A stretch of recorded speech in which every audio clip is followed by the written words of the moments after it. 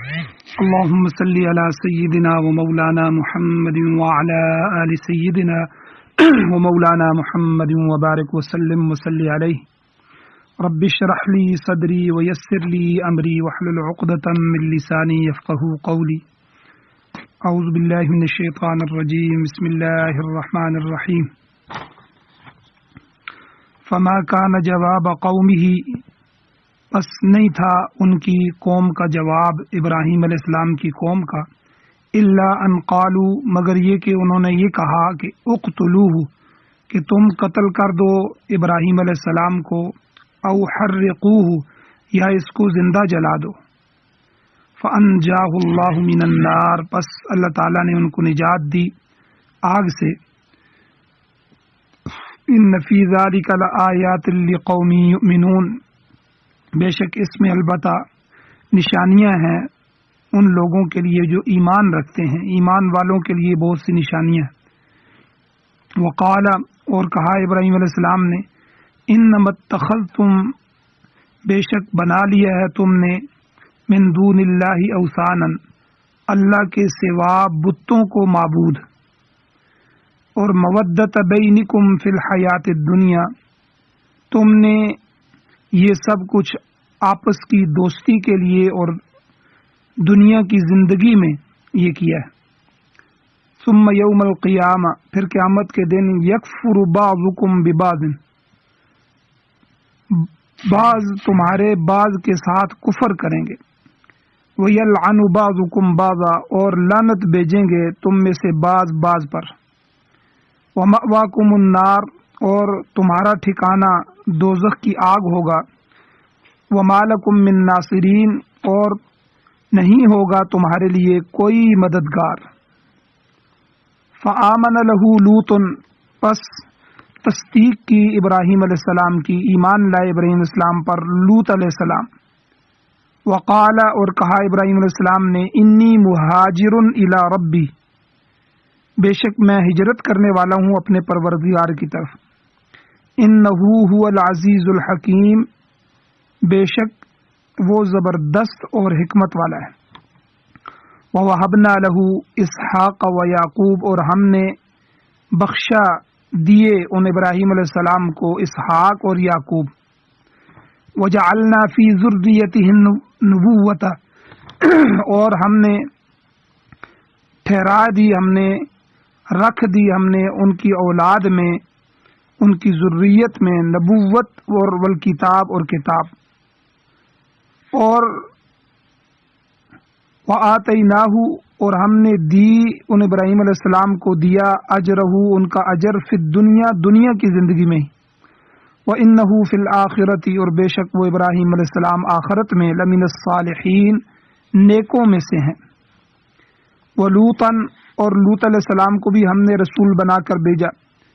اذ قال لقومہ، جس وقت انہوں نے اپنی قوم کو کہا، انکم لتأتون الفاحشہ، بے شک تم آتے ہو البتہ فحش اور بے حیائی کی طرف، یعنی تم ارتکاب کرتے ہو بے حیائی کا، کہ ما سبقکم بہا، ایسی بے حیائی کہ نہیں سبقت کی اس بے حیائی کے ساتھ تم سے پہلے، من احد من العالمین، جہان والوں میں سے کسی ایک نے بھی، تم سے پہلے اس طرح کی بے حیائی کسی نے بھی نہیں کی.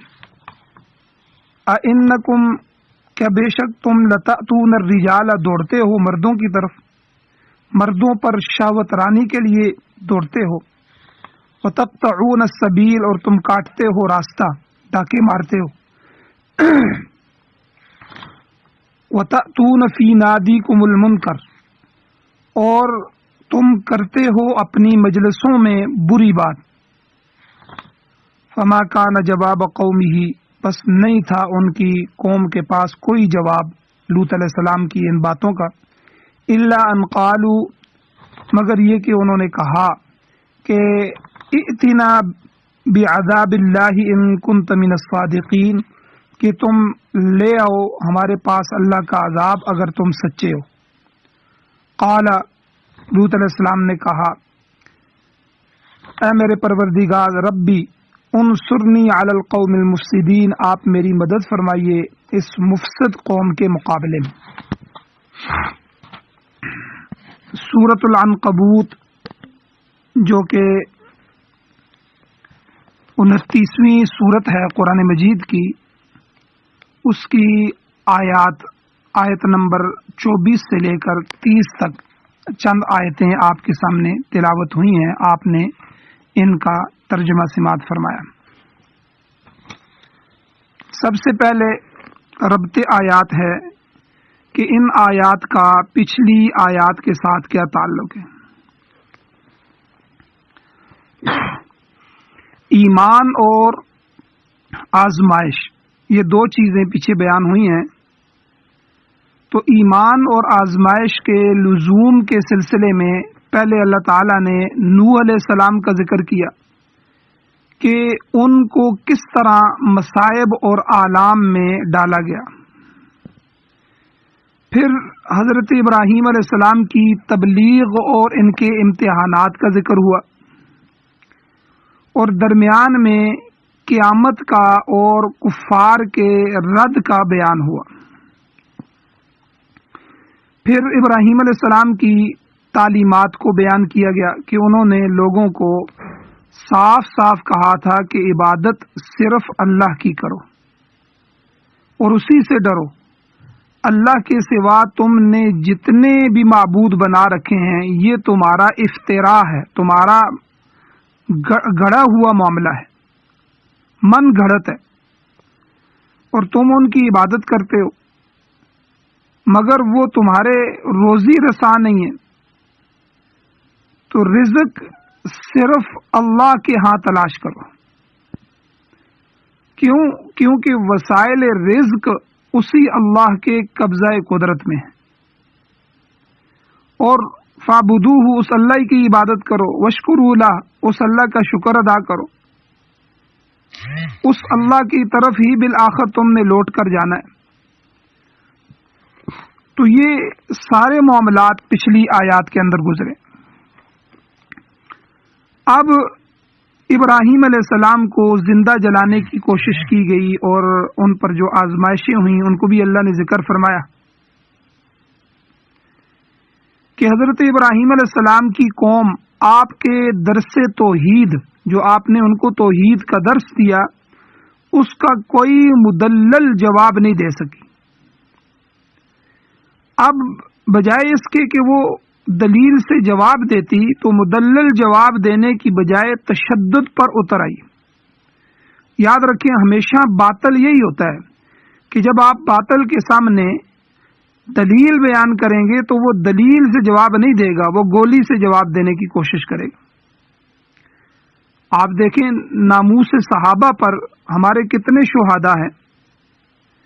ابھی قریب ہی علامہ مسعود الرحمان عثمانی شہید رحمۃ اللہ علیہ کو شہید کیا گیا، تو کبھی انہوں نے گولی کی بات نہیں کی۔ صحابہ کرام کے دفاع میں ہمیشہ انہوں نے دلائل کی جنگ لڑی، دلائل سے، قرآن و سنت کے مضبوط ترین دلائل سے صحابہ کرام کا، امی عائشہ صدیقہ رضی اللہ تعالی عنہ کا، نبی صلی اللہ علیہ وسلم کی ذات کا، آپ کے گھرانے کا، اہل بیت اطہار کا اور آپ کی مقدس جماعت صحابہ کرام کا دفاع کیا۔ تو قوم تشدد پہ، حضرت ابراہیم علیہ السلام نے بھی ان کو توحید کا درس دیا۔ دیکھو، جن بتوں کو تم خود اپنے ہاتھ سے بناتے ہو، پھر انہی کے سامنے ماتھا ٹیکتے ہو، پھر انہی سے اپنی حاجتیں مانگتے ہو، وہ تمہارے لیے کیا کر سکتے ہیں؟ روزی کا مالک تو اللہ کی ذات ہے، روزی تو اللہ کے پاس ہے، رزق کے جتنے بھی اسباب ہیں وہ اللہ کے ساتھ ہیں، تو اللہ کے پاس جاؤ، اللہ کی عبادت کرو، اللہ کا شکر ادا کرو، اسی اللہ کی طرف تم نے لوٹ کر جانا ہے۔ تو یہ جو درس توحید تھا ابراہیم علیہ السلام کا، اس کا کوئی مدلل جواب دیتے، کوئی دلیل پیش کرتے، تو بجائے اس کے وہ تشدد پر اتر آئے۔ تو اسی واقعے کو اللہ تعالیٰ نے اس طرح بیان فرمایا کہ فما کان جواب قومہ، کہ آپ کی قوم کے پاس اس کے سوا کوئی جواب نہیں تھا، الا ان قالوا، مگر یہ کہ انہوں نے کہا کہ اقتلوہ، ابراہیم علیہ السلام کو قتل کر ڈالو، بس قتل کرو اس کو، او حرقوہ یا زندہ جلا دو۔ یہاں پر تو تفصیلات موجود نہیں ہیں، البتہ سورۃ الانبیاء میں اور بعض دیگر صورتوں میں بھی بیان ہو چکا ہے کہ کس طرح آپ علیہ السلام نے اپنے باپ کو تبلیغ کی۔ ان کا باپ آزر جو تھا حضرت ابراہیم علیہ السلام کا، وہ بھی بت پرست تھا، بت بنانے والا تھا، بت فروش تھا، تینوں بت بناتا بھی تھا، بت بیچتا بھی تھا، بتوں کی پوجا بھی کرتا تھا۔ تو اپنے باپ کو تبلیغ کی اور پھر اپنی قوم کو تبلیغ کی، اور خود نمرود کے ساتھ ابراہیم علیہ السلام کا مناظرہ ہے، تیسرے سپارے کے شروع میں اللہ تعالیٰ نے ذکر فرمایا۔ تو ابراہیم علیہ السلام نے توحید کے بے شمار دلائل بیان کیے، مگر وہ کوئی مدلل جواب دینے سے عاجز آ گئے۔ آخر کار انہوں نے یہی فیصلہ کیا کہ یہ شخص چونکہ ہمارے معبودوں کی توہین کرتا ہے، لہذا بیشتر اس کے کہ ساری قوم کو یہ گمراہ کر دے تو اسے قتل کر دینا چاہیے یا آگ میں اس کو زندہ جلا دینا چاہیے۔ چنانچہ لمبا واقعہ ہے، آپ سنتے رہتے ہیں کہ بہت سارا ایندھن کئی ہفتے کئی مہینے جمع ہوتا رہا اور پوری قوم اور سرکاری آرڈر کے اوپر جمع ہوتا رہا، اور پھر وہ سارا ایندھن جمع کر کے آگ جلائی گئی، اور پھر ابراہیم علیہ السلام کو منجنیق پر، وہ جو غلیل کی طرح منجنیق ہوتی ہے، اس پر باندھ کر آگ کے درمیان میں پھینک دیے گئے۔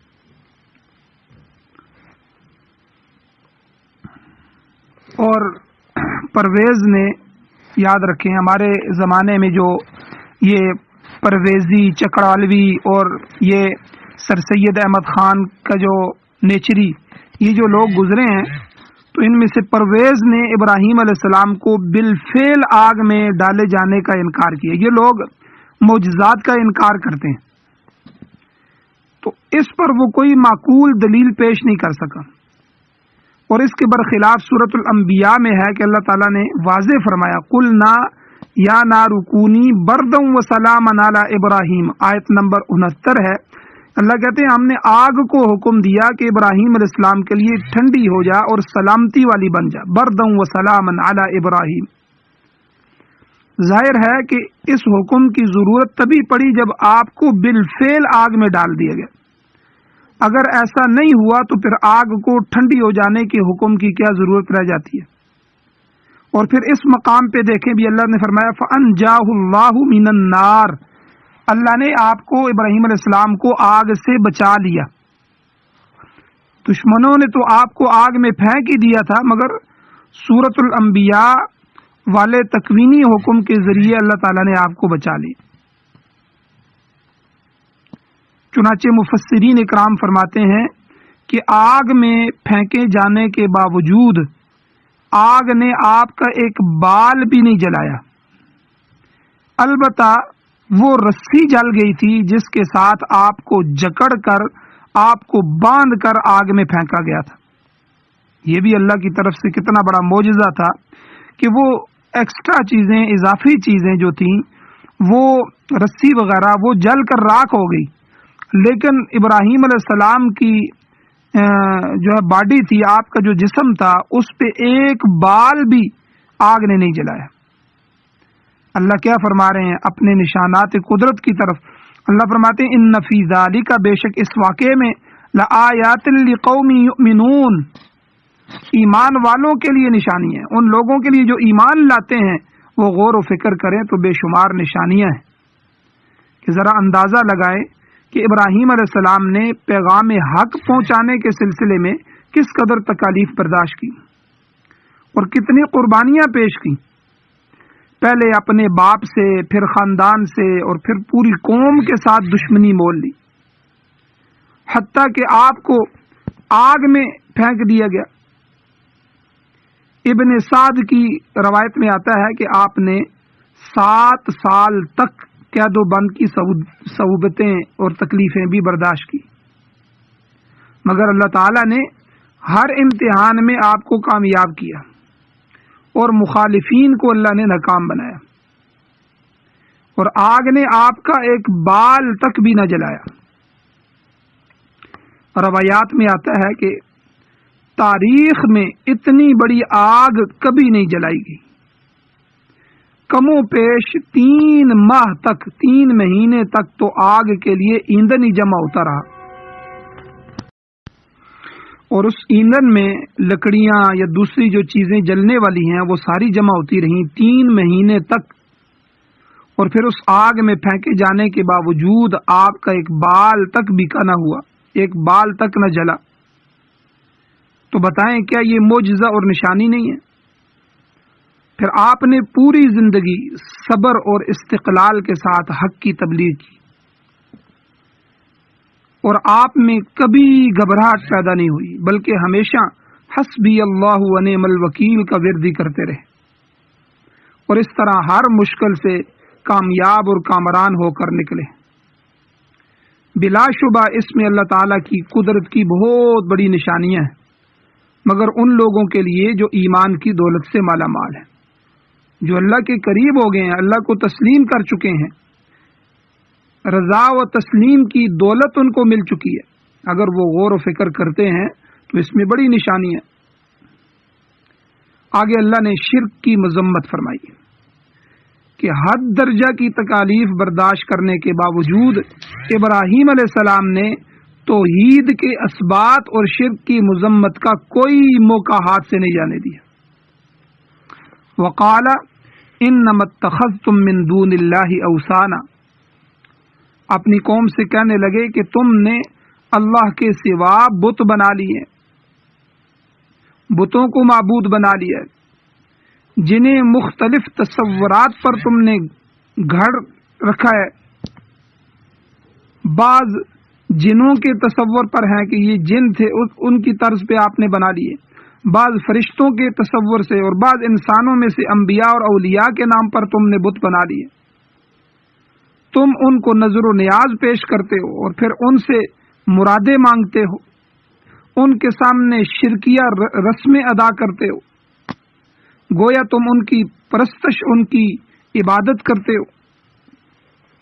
عربی میں بتوں کے لیے وثن اور صنم، یہ 2 نام استعمال ہوئے، یاد رکھیں، وثن اوثانا، اللہ نے یہاں فرمایا وثن سا کے ساتھ، اور صنم صاد کے ساتھ صنم۔ تو بعض مفسرین فرماتے ہیں کہ صنم جو ہوتا ہے یہ کسی خاص شکل و صورت پر بنایا ہوا بت ہوتا ہے، جبکہ وثن جو ہے یہ کوئی ان گھڑا ہوا، بغیر گھڑے ہوا کوئی پتھر وغیرہ ہوتا ہے وثن۔ ہندوؤں کے ہاں بے شمار ان گھڑے ہوئے، بغیر گھڑے ہوئے وثن ہیں جن کی وہ پوجا کرتے ہیں۔ جہاں کوئی پتھر دیکھا، جہاں کوئی اچھا صاف ستھرا سا چمکتا ہوا کوئی چیز، کوئی پتھر، کوئی پلاسٹک کوئی چیز دیکھی تو بس اسی کو سامنے رکھ کے اسی کی پوجا کرنا شروع کر دی۔ اور صنم کہتے ہیں جو گھڑ کے کسی کی شکل پر، کسی کی شبیہ پر پورا بت بنایا جاتا ہے۔ تو فرمایا تم ان بتوں کی پوجا کرتے ہو، مودت بینکم فی الحیات الدنیا، یہ دنیا کی زندگی میں تمہارے لیے آپس میں دوستی کا ذریعہ ہے۔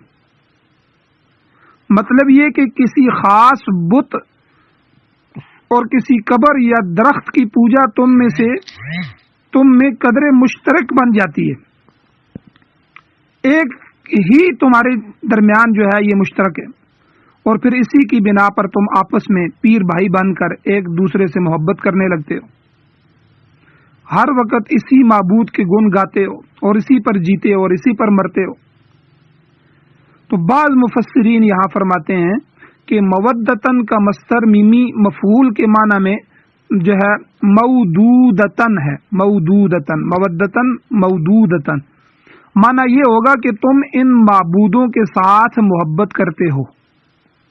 ظاہر ہے کہ ہر عابد اپنے معبود کے ساتھ محبت کرتا ہے، ہم اللہ کی عبادت کرتے ہیں تو ہم اللہ سے محبت کرتے ہیں، اور جو کسی بت کی پوجا کرتے ہیں تو وہ ان سے محبت کرتے ہیں۔ تو مگر سورہ بقرہ میں اللہ تعالیٰ نے ایمان والوں کی صفت یہ بیان فرمائی ہے، آیت نمبر 165 سورہ بقرہ، اللہ فرماتے ہیں والذین آمنوا اشد حبا للہ، کہ ایمان والوں کی شدید ترین محبت اپنے معبود برحق اللہ تعالی کے ساتھ ہوتی ہے۔ جتنی محبت ان کی اپنے بتوں کے ساتھ ہوتی ہے، ایمان والوں کی محبت اشد حبا للہ، انتہائی زیادہ شدید اپنے اللہ کے ساتھ ہوتی۔ فرمایا دنیا میں تو تم ان جھوٹے معبودوں کی محبت میں سرشار ہو، ثم یوم القیامت یکفر بعضکم ببعض، پھر قیامت والے دن تم ایک دوسرے کا انکار کر دو گے۔ یہاں کی دوستی اس وقت دشمنی میں بدل جائے گی، اور جن معبودوں کی تم عبادت کرتے تھے وہ بھی انکار کر دیں گے اور کہیں گے کہ ہم نے تو ان کو نہیں کہا تھا کہ ہماری پرستش کرو، یہ تو خود اپنی خواہش پر چلتے رہے، اپنی حاجت براری کے لیے ہمارے نام پر بنائے ہوئے بتوں کی طرف رجوع کرتے تھے، ہمارا تو اس میں کوئی قصور نہیں ہے۔ اللہ تعالیٰ عیسیٰ علیہ السلام سے پوچھیں گے کہ کیا تم نے ان کو کہا تھا کہ اے عیسیٰ بتاؤ مجھے، کیا آپ نے کہا تھا کہ مجھے اور میری والدہ کو اللہ کے سوا معبود بنا لو؟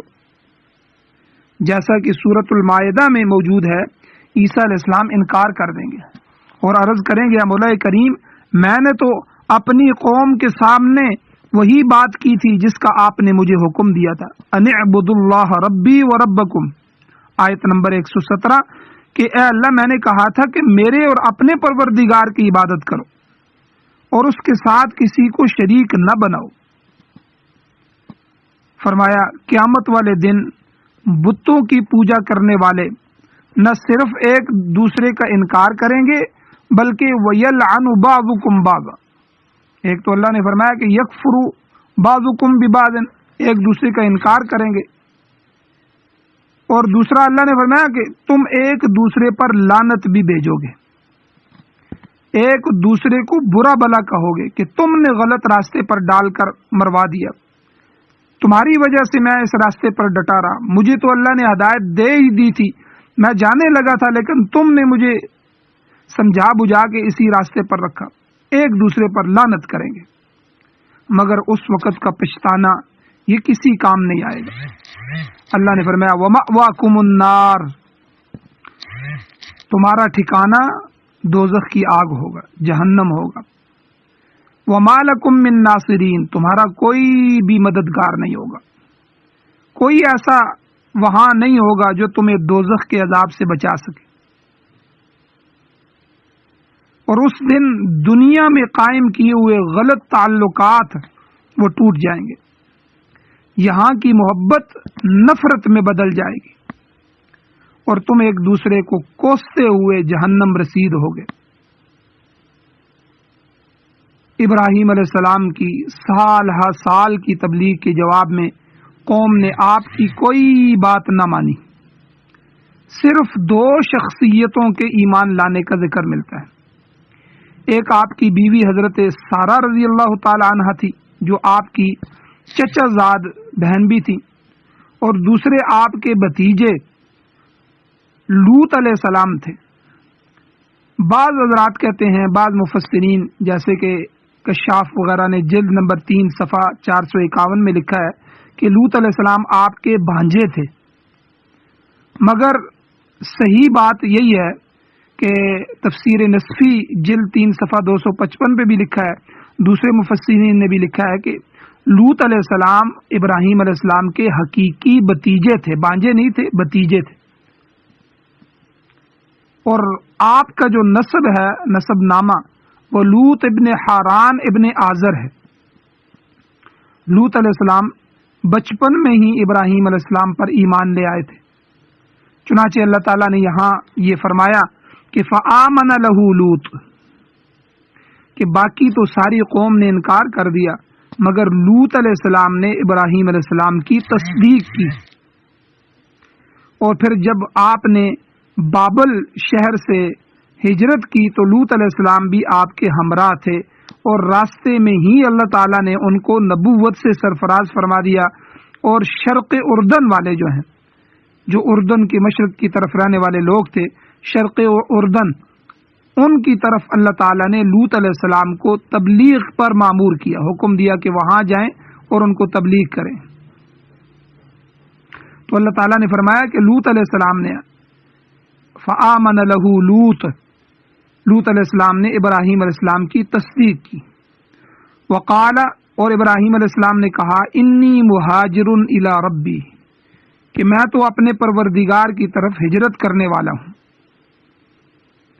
میں نے تبلیغ کے تمام وسائل استعمال کر لیے ہیں مگر قوم نہیں مانتی، لہذا اب میں اللہ کے حکم سے جہاں وہ چاہے گا ہجرت کر جاؤں گا.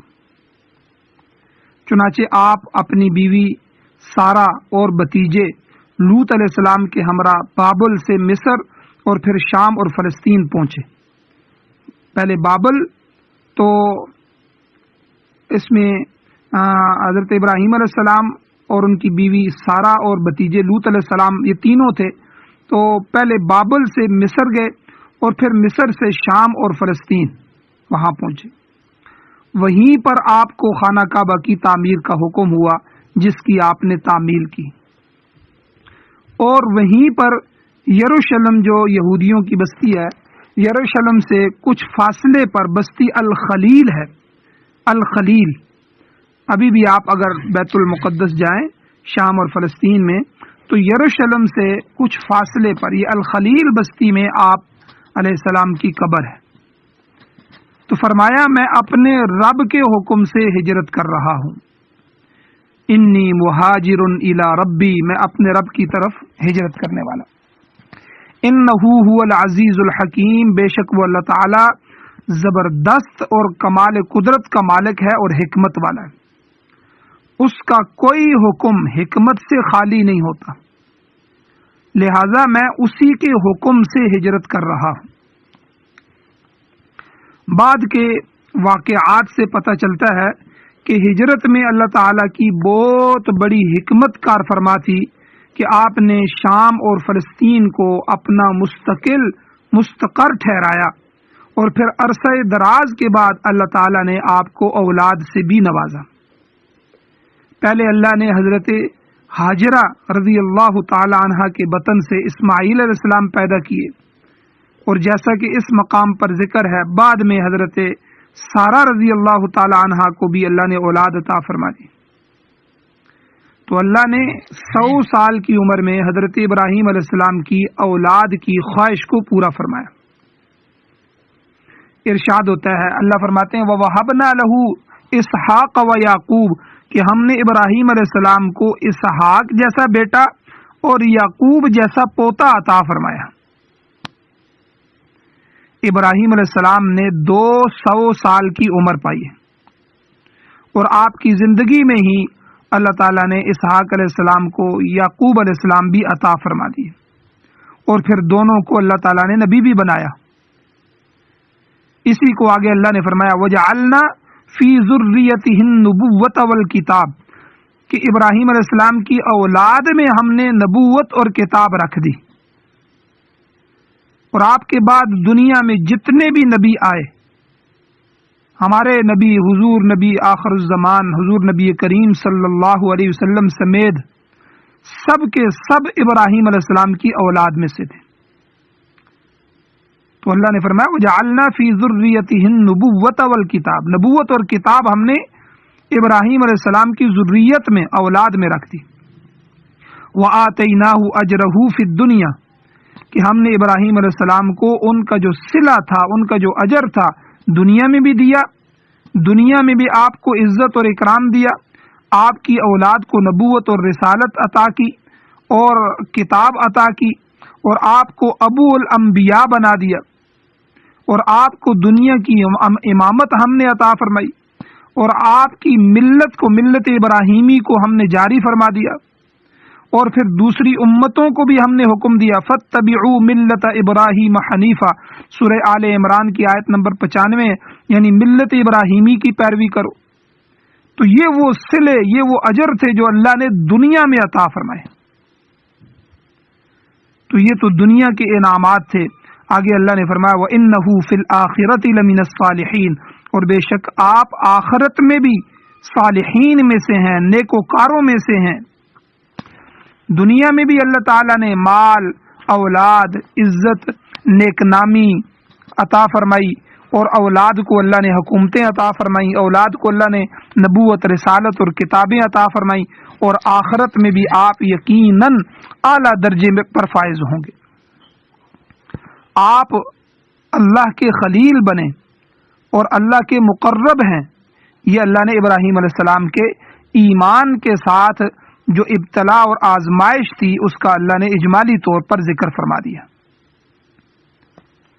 تو یہاں ابراہیم علیہ السلام کا واقعہ ختم ہو گیا۔ اب قوم لوط کی جو قباحتیں، جو ان کی بدماشیاں اور جو ان کی غلط کاریاں تھیں، اللہ تعالیٰ نے ان کو ذکر فرمایا، اور ایمان اور ابتلا اور آزمائش کے ضمن میں ہی اللہ تعالیٰ نے دوسری مثال اللہ تعالیٰ نے حضرت لوط علیہ السلام کی بیان فرمائی۔ اللہ کہتے ہیں وَلُوطًا، اس کا عطف پیچھے ہی ہے کہ وَلَقَدْ أَرْسَلْنَا ابراہیم، تو اسی طرح لوطًا کہ لوط علیہ السلام کو بھی ہم نے رسول بنا کر بھیجا۔ انہیں شرق اردن جو ہے، شرق اردن ان کے لوگوں کی ہدایت کے لیے مامور فرمایا گیا۔ آپ نے ان کی خرابیوں کا بغور مطالعہ کیا، پھر ان کی نشاندہی بھی کی۔ اور اذ قال لقومہ، جب کہا انہوں نے اپنی قوم سے، شرق اردن اور خاص طور پر وہاں کی جو مرکزی بستی تھی سدوم، سدوم سین دال واو میم، سدوم یہ بستی یاد رکھیں، اس کے لوگ آپ کی نسلی قوم نہیں تھے، بلکہ آپ تو بابل سے ہجرت کر کے یہاں آئے تھے اور آپ کا تعلق دوسری قوم سے تھا۔ یہاں پر جو کہا گیا اذ قال لقومہ کہ انہوں نے اپنی قوم سے کہا، تو یہ لقومہ آپ کی قوم، یہ اس لیے کہا گیا ہے کہ آپ اس قوم کی طرف مبعوث ہوئے۔ نسبتیں کئی طرح کی ہوتی ہیں، جب کسی کو مبلغ بنا کے بھیجا گیا ہو تو وہ اسی کی گویا کہ مخاطب قوم ہوتی ہے، تو گویا کہ یہ ان کی مخاطب تھی، آپ ان سے مخاطب تھے، تو آپ کو ان کی طرف پیغمبر بنایا گیا، مبعوث کیا گیا۔ اس نسبت سے قرآن مجید نے کہا کہ لوط علیہ السلام نے اپنی قوم کو کہا۔ اب اس قوم میں کفر اور شرک کے علاوہ ایک عجیب گندی بیماری تھی، جس کا قرآن نے یہاں بھی ذکر فرمایا اور دوسری جگہ بھی ذکر فرمایا۔ وہ کون سی بیماری تھی؟ ہم جنسیت کی بیماری، ہم جنس۔ لوط علیہ السلام نے قوم کو اسی خرابی پر متنبہ کرتے ہوئے فرمایا کہ انکم لتأتون الفاحشہ، کہ تم ایک ایسی بے حیائی کا ارتکاب کرتے ہو کہ ما سبقکم بہا من احد من العالمین، جس کا ارتکاب تم سے پہلے جہان والوں میں سے کسی نے نہیں کیا۔ گویا تم ہی اس مہلک بیماری کے موجد بھی ہو۔ یہ جو شرق اردن کا علاقہ ہے، یہ بڑا زرخیز علاقہ تھا۔ یہاں پر تجارتی منڈیاں تھیں، لوگ بڑے مالدار تھے اور متمدن قسم کے لوگ وہاں رہتے تھے، مگر ہم جنسیت جیسی کبھی بیماری میں مبتلا تھے۔ یاد رکھیں، یہ ایسی بے حیائی ہے جو بندروں اور خنزیروں کے سوا کسی دوسرے جانور میں بھی نہیں پائی جاتی۔ بندر کے ساتھ، خنزیر کے ساتھ بے حیائی کا ارتکاب کر سکتا ہے، ہم جنسیت میں مبتلا ہو سکتا ہے، لیکن جانور بھی یہ سمجھتے ہیں، کتا بھی یہ سمجھتا ہے کہ میرا جوڑا اللہ نے کتا نہیں بنایا، کتیا بنایا۔ بکرا بھی یہ سمجھتا ہے کہ میرے لیے اللہ نے جو جوڑا بنایا وہ بکری بنایا ہے، بکرا نہیں بنایا۔ اسی طرح اونٹ کو دیکھ لیں، گائے، بیل، بھینس وغیرہ، ان کو کہ یہ جانور ہیں، ان کے پاس عقل نہیں ہے، لیکن اتنا شعور ان کے اندر بھی موجود ہے کہ یہ اپنے جوڑے کو پہچانتے ہیں۔ لیکن دو جانور ایسے ہیں، بندر اور خنزیر، کہ ان میں لواطت پائی جاتی ہے، لوتی ہیں، یہ ہم جنسیت پائی جاتی ہے۔ تو یہی بیماری ان لوگوں میں پائی جاتی تھی۔ اور یہ کام اس خطے کے لوگ انسان ہو کر کرتے تھے، حالانکہ یہ جانور بھی یہ سمجھتے ہیں، لیکن یہ انسان۔ آج کے زمانے میں بھی آپ دیکھ لیں، یورپ وغیرہ میں گے کالونیاں، یعنی ہم جنسی لوگوں کی کالونیاں انہوں نے بنا دی، اور باقاعدہ قانون بنا کر، اور اس قانون کے تحت ان کو اجازت دی ہے کہ بھائی مرد مرد سے شادی کر سکتا ہے اور عورت سے شادی کر سکتی۔ ابھی یہ 1 مہینہ پہلے میں ایک ویڈیو دیکھ رہا تھا ان کی، کہ ایک عورت نے خود ہی آدھا حصہ اپنا مرد بنایا، آدھا حصہ عورت، تو خود اپنے آپ سے شادی کی۔ یعنی اتنے گر چکے ہیں آج کا معاشرہ کہ اس نے اپنا آدھا حصہ، آدھا چہرہ اور آدھا حصہ اس نے پینٹ کروایا مردوں کا اور آدھا عورتوں والا، اور جو مردوں والا کروایا اس پہ مردوں والے لباس، اور جو عورتوں والا ہے اس پر عورتوں والا لباس۔ تو گویا کہ خود ہی مرد بن کے، خود ہی عورت بن کے اپنے آپ سے شادی کی۔ اب یہ یہاں تک بھی ہو رہا ہے معاشرے میں، اب اللہ کا عذاب نہ آئے تو کیا ہو۔ اور ہمارے پاکستان جو اسلام کے نام پہ بنا ہے، کلمہ لا الہ الا اللہ پر آزاد کیا گیا ہے، یہاں ابھی یہ 2-3 سال میں ٹرانسجینڈر بل پاس ہوا کہ مرد عورت بن سکتا ہے، عورت مرد بن سکتا ہے۔ اب کیا ہوگا کہ ایک مرد کاغذوں میں عورت کے کاغذ بنا لے گا اپنے سارے، اور پھر دوسرا مرد مرد ہی رہے گا، اور یہ دو آپس میں شادی کریں گے اور کہیں گے دیکھو ہم نے مرد اور عورت میں شادی کی ہے، حالانکہ دونوں مرد ہیں۔ یا اپنی جنس ہی ختم کریں گے، مرد اپنی جنس میں عورت بن جائے گا۔ تو یاد رکھیں یہی بیماری لوط علیہ السلام کی قوم میں تھی، ہم جنسیت، لواطت۔ تو لوط علیہ السلام نے اس بیماری کی، اس قباحت کی، اس برائی اور بے حیائی کی وضاحت کی۔ کیا کہا؟ اَإِنَّكُمْ لَتَأْتُونَ الرِّجَالَ، کیا تم شہوت رانی کے لیے مردوں پر دوڑتے ہو؟ زنا اور لواطت دونوں کو فحش کہا گیا ہے،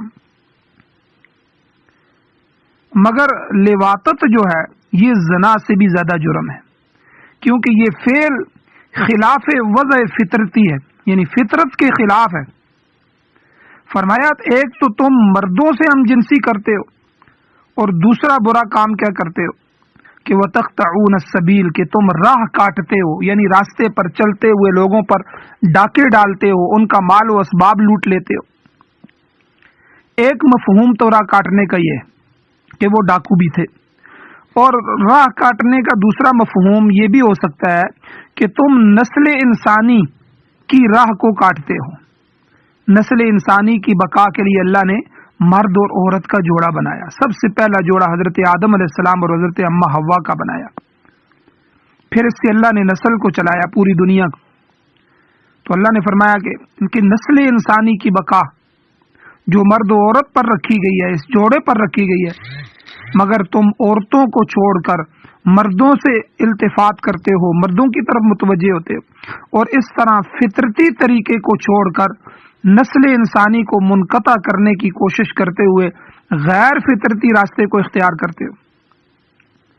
بھلا دو مرد جب آپس میں ملیں گے تو دو مردوں کے اختلاط سے شہوت رانی تو ہوگی، لیکن اولاد کہاں پیدا ہوگی؟ نسل انسانی کیسے آگے بڑھے گی؟ آج یورپ کا سب سے بڑا مسئلہ یہ ہے کہ یورپ کے لوگ شادی کرنے کے لیے تیار نہیں ہیں۔ شادی کر لیں تو کئی سال وہ بوائے فرینڈ اور گرل فرینڈ رہتے ہیں، اولاد ہی پیدا نہیں کرتے، اور اگر غلطی سے نکاح کر بھی لیا تو ان کا نکاح زیادہ چلتا بھی نہیں ہے، اور چل بھی جائے صحیح اچھی اور آزادانہ اور خوبصورت زندگی جس کو وہ کہتے ہیں وہ گزر بھی جائے تو 2 سے زیادہ بچے پیدا کرنے کے لیے عورت تیار ہی نہیں ہے۔ یہ سب سے بڑی ان کو پریشانی ہے۔ آج وہ عورت کو پیسہ پیش کر رہے ہیں، ہر چیز پیش کر رہے ہیں کہ ماں بن جائے اور اپنی اولاد پیدا کرے، لیکن ان کی نسل تباہ ہو رہی ہے۔ اور یورپ والوں کو سب سے بڑا خطرہ یہ ہے کہ 2030-35 تک یورپ کی آدھے سے زیادہ آبادی مسلمانوں کی ہو جائے گی، کیونکہ مسلمان بغیر نکاح کے نہیں رہتے، نکاح کر کے رہتے ہیں، پھر اولاد پیدا کرتے ہیں، 4-4 6-6 5-5 6-6 7-7 بچے ہوتے ہیں اور اللہ کی نعمت سمجھتے ہیں۔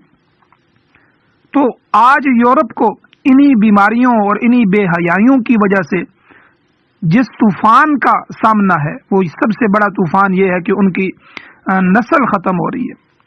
تو اللہ نے تو یہ قرآن مجید میں 1400 سال پہلے کہہ دیا، اور حضرت لوط علیہ السلام نے اس سے بھی ہزاروں سال پہلے اپنی قوم کو کہا کہ وَتَقْطَعُونَ السَّبِيلَ. اگر یہ دوسرا مفہوم لیا جائے کہ نسل انسانی کے بقا کے لیے اللہ نے مرد و عورت کا جوڑا رکھا ہے، تم عورتوں کو چھوڑ کر مردوں کی طرف توجہ کرتے ہو، اور اس فطرتی طریقے کو چھوڑ کر غیر فطرتی طریقے سے اولاد کہاں سے ہوگی، نسل کیسے چلے گی؟ یاد رکھیں، اسی لیے مشت زنی، ہاتھ سے اپنے آپ کو فارغ کرنا اور اپنی جو ہے شہوت کو پورا کرنا، مشت زنی کہتے ہیں اس کو. اور جانوروں کے ساتھ التفات کرنا، جانوروں کے ساتھ بدفعلی کرنا، اس کو بھی ملعون کاموں میں شمار کیا گیا ہے. اسلام کے اندر یہ سخت ترین کام ہے. اسی سے انسان کا دین بھی جو ہے خراب ہوتا ہے، انسان کے اخلاق بھی خراب ہوتے ہیں، انسان کی صحت بھی برباد ہوتی ہے. تو اللہ تعالیٰ نے شہوت رانی کے لیے منکوحہ بیوی یا شرعی لونڈی، یہ دو چیزیں ہیں، قرآن میں وضاحت ہے. آج کل تو غلام اور لونڈیاں تقریباً نہیں ہیں پوری دنیا میں کہیں بھی، لیکن بہرحال یا نکاح کر کے بیوی ہو یا اپنی لونڈی ہو شرعی، اللہ نے ان دو کو مقرر کیا ہے. اس کے علاوہ تمام ذرائع ناجائز اور حرام ہیں، بلکہ اپنی منکوحہ بیوی سے بھی جو ہے لواطت کرنے کو حرام قرار دیا. دوبر کی طرف، پچھلی طرف وطی کرنا، جمع کرنا، اور پھر ہر وہ چیز جس سے بیماری، اخلاق، دین اور صحت برباد ہوتی ہو، بیماری پیدا ہوتی ہو. اب حیض کے اندر، حیض کے دوران جو ہے وہ جمع کرنا، صحبت کرنا یہ منع کر دیا گیا. تو یاد رکھیں، منکوحہ بیوی اور شرعی لونڈی، اس کے علاوہ تمام ذرائع اسلام نے آ کر ناجائز اور حرام قرار دیے ہیں. اب یہ لوط علیہ السلام نے اپنی قوم کے سامنے یہ دو بیماریاں ذکر کرنے کے بعد قوم کی تیسری خرابی بیان فرمائی. فرمایا وَتَأْتُونَ فِي نَادِيكُمُ الْمُنْكَرَ، کہ تم اپنی بھری مجلسوں میں برائی کا ارتکاب کرتے ہو اور اس معاملے میں ذرا شرم محسوس نہیں کرتے. مفسرین اکرام فرماتے ہیں کہ یہ لوگ برائی میں اس قدر پکے ہو چکے تھے، طاق ہو چکے تھے کہ برائی ان کے نزدیک برائی ہی نہیں رہی تھی. جس طرح آج کل بات بات پہ نوجوان ایک دوسرے کو گالی نکال دیتے ہیں، بات بات پہ جو ہے وہ جھوٹ بولتے ہیں. اب جھوٹ کو جھوٹ ہی نہیں سمجھتے، گالی کو برائی نہیں سمجھتے. تو اس قوم کی بھی یہ حالت تھی کہ وہ برائی میں پختہ ہو گئے، برائی ان کے نزدیک رہی نہیں، لہذا وہ عام مجلسوں میں بھی اس کا ارتکاب کرتے تھے. جس طرح آج کل یورپ میں جہاں بھی جو جوڑا روڈ کے ساتھ جدھر مرضی شروع ہو جائے، یاد رکھیں حضور علیہ الصلوۃ والسلام کا فرمان بھی ہے، میں حدیث بھی سنا دیتا ہوں کہ حضور علیہ السلام نے فرمایا کہ قرب قیامت میں لوگ گدھوں کی طرح بے حیائی کے کام کریں گے. گدھوں کی طرح، گدھا جہاں بھی دیکھو وہاں ہی شروع ہو جاتا ہے. پھر جب حضور نے فرمایا دنیا میں خدا کا نام لینے والا کوئی نہیں رہے گا تو قیامت کا بگل بجا دیا جائے گا. قوم لوط کے لوگ راہ چلتے لوگوں پر آوازیں کستے تھے. کوئی گزر رہا ہے تو اس پر آوازیں لگاتے، سیٹیاں مارتے، ان کو پتھر مارتے تھے، گالی گلوچ کرتے اور بد اخلاقی کے دوسرے کام کرتے تھے. عام مجلس میں یاد رکھیں گوز جو مارنا، یہ ہوا خارج کرنا، یہ شرم کا مقام ہوتا ہے کہ آدمی مجلس میں لوگوں کے سامنے گوز مارے، لیکن یہ عام مجلس میں بھی گوز مارنے میں حیا محسوس نہیں کرتے تھے. بلکہ امام ایک مسلم دوست ہیں، غالباً پشاور یونیورسٹی کے چانسلر بھی رہے ہیں یا وائس چانسلر رہے ہیں، تو ان کو امریکہ نے پکڑ لیا تھا افغان جنگ کے اندر، تو کیوبا میں وہ قید رہے ہیں. تو وہ جب واپس آئے تو انہوں نے کتاب لکھی، تو اس کتاب میں یہ بات بھی لکھی کہ ہم جب قید تھے کیوبا کے اندر جزیرے میں، تو وہاں جو عورتیں، فوجی عورتیں جو امریکہ کی ہمارے پیروں پر لگی ہوتی تھیں تو وہ سر عام ہوا خارج کرتی، تو ہم اپنے ناک پہ ہاتھ رکھ لیتے، چہرہ دوسری طرف پھیرتے، گویا کہ حیات ہی ہمارے اندر، تو وہ لوگ حیران ہوتے تھے۔ اور یہاں تک بھی انہوں نے لکھا کہ یعنی ان کے نزدیک یہ کوئی شرم کی مقام تھا ہی نہیں۔ وہ کہتے کہ ایک آدمی منہ سے بھی تو ڈکار مارتا ہے، منہ سے بھی ہوا خارج کرتا ہے، تو اس سوراخ سے کر لیا جائے تو یہ کون سی بری بات۔ یہ باقاعدہ انہوں نے لکھا ہے کہ جس معاشرے کی بے حیائی کی یہ حالت ہو چکی ہو کہ اس کی عورتیں بھی مردوں کے سامنے اور سر عام بازاروں میں، بلکہ اب تو ویڈیو آ چکی ہیں کہ ایک دوسرے کے سروں پہ جو ہے وہ آ کے گوز مار رہے ہیں۔ تو یہ بیماری لوط علیہ السلام کی قوم کی تھی کہ عام مجلس میں گوز مارنے میں حیا محسوس نہیں کرتے تھے، بلکہ امام زمخشری رحمۃ اللہ علیہ نے یہاں تک لکھا ہے کہ وہ گوز مارنے میں ایک دوسرے کا مقابلہ کرتے تھے، اور ان کی سب سے بڑی خرابی یہ تھی کہ ہم جنسیت کے مرتکب تھے، مرد مردوں سے خواہشات پوری کرتے تھے۔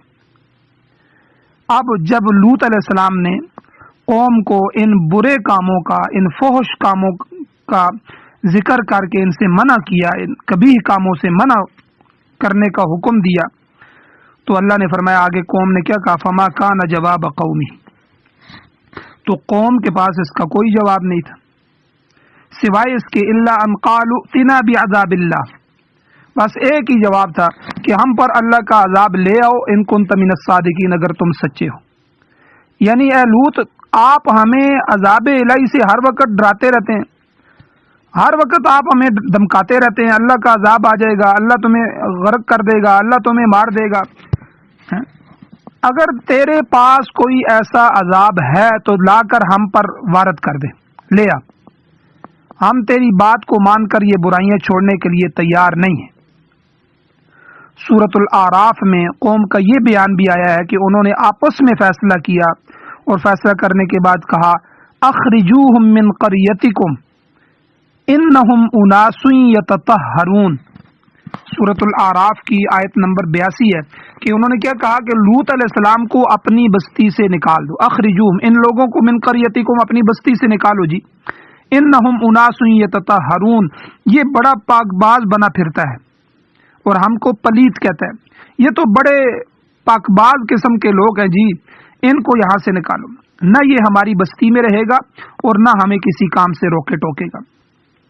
جب قوم نے ہر طرف سے لوط علیہ السلام کو تنگ کر دیا تو آپ نے دعا کے لیے ہاتھ اٹھا دیے، قال، آپ نے کہا ربی، اے میرے پروردگار، انصرنی علی القوم المفسدین، میری اس ناہنجار اور فسادی قوم کے مقابلے میں مدد فرما، میں ان سے مایوس ہو چکا ہوں اور اب تو ہی ان سے انتقام لے لے۔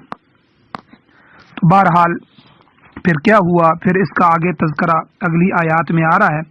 بہرحال اللہ تعالیٰ سے دعا ہے اللہ تعالیٰ ہمیں عمل کی توفیق عطا فرمائے، اللہ تعالیٰ ہر قسم کی برائی، بے حیائی سے ہمیں، ہماری اولادوں کو اور نسلوں کو محفوظ فرمائے، اللہ ہمیں یورپ کے راستے پر نہ چلائے، اور یہ ہم ہر دعا، ہر سورہ فاتحہ میں، ہر نماز کی ہر رکعت میں دعا کرتے ہیں، صراط الذین انعمت علیہم، اے اللہ اپنے انعام یافتہ لوگوں کے، جن پر آپ نے انعام کیا، ان کے پیچھے ہمیں چلا، غیر المغضوب علیہم ولا الضالین، اے اللہ جن پر تیرا غضب نازل ہوا، یہودی، ولا الضالین، اور جو گمراہ ہوئے، اے اللہ عیسائی، یہودیوں اور عیسائیوں کے راستے پر ہمیں نہ چلا۔ آج کا جو یورپ ہے وہ یہودی اور عیسائی ہیں، اے اللہ ہمیں ان کے نقش قدم پر نہ چلا، بلکہ آپ اپنے قرآن و سنت پر، اپنی کتاب کے مطابق اور اپنے نبی صلی اللہ علیہ وسلم کے پیارے فرمان کے مطابق، ان کی سنتوں کے مطابق، اے اللہ ہمیں اپنی زندگی بسر کرنے کی توفیق عطا فرما۔ اے اللہ ہر قسم کی برائی، بے حیائی کے ارتکاب سے ہماری نسلوں کو بھی محفوظ فرما، اور اللہ تعالیٰ سے ہر وقت یہ دعائیں مانگتے رہا کریں کہ اللہ تعالیٰ ہمیں اپنے نبی صلی اللہ علیہ وسلم کے لائے ہوئے دین کے مطابق زندگی گزارنے کی توفیق عطا فرمائے، اور صرف دعا نہیں بلکہ اپنی اولاد کی فکر کریں، اپنی اولاد کو اسی کے مطابق چلائیں۔ اللہ تعالیٰ ہماری تمام حاجتوں کو، تمام دعاؤں کو محض اپنے فضل و کرم سے پورا فرمائے۔ وآخر دعوانا الحمدللہ۔